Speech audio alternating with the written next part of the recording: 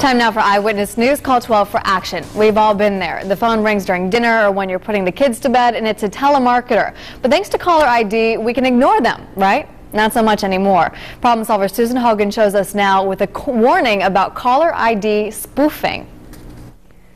The National Do Not Call Registry was put into place to stop these calls, but some telemarketers are finding a way to get around the law and get you on the phone. Now, the Federal Trade Commission is cracking down, and they need your help.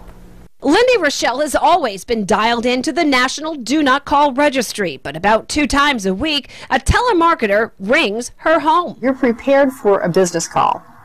And when you get something like that, it's just like you were interrupted for absolutely no good reason. Lindy checks her caller ID before picking up the phone, but has noticed that some telemarketers aren't who they appear to be. I will go to the internet and search that phone number, and oh my goodness, look at that forum full of people complaining about that number. Lindy is a victim of caller ID spoofing. It happens when a caller disguises their name and phone number to make it look like they're someone else. Now the Federal Trade Commission has a warning. Some telemarketers are using spoofing to get around the National Do Not Call Registry, fraudulently pitching things like credit cards, mortgage relief, and debt relief. Each month when we look at our top number of complaints for do not call violations, spoofed caller ID name and number are always at the top. Under the current rules, telemarketers are required to display accurate caller ID information. But when a call is spoofed, digits often show up as dead, meaning they aren't real. Other times, the name of the caller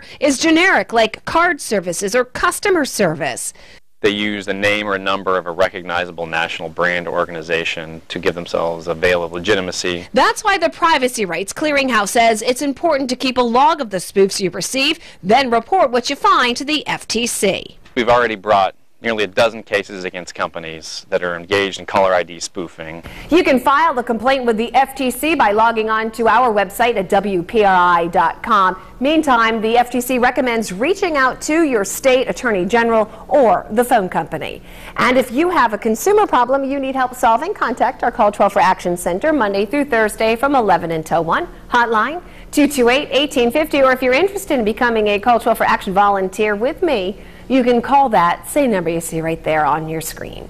I'm problem solver Susan Hogan, Eyewitness News.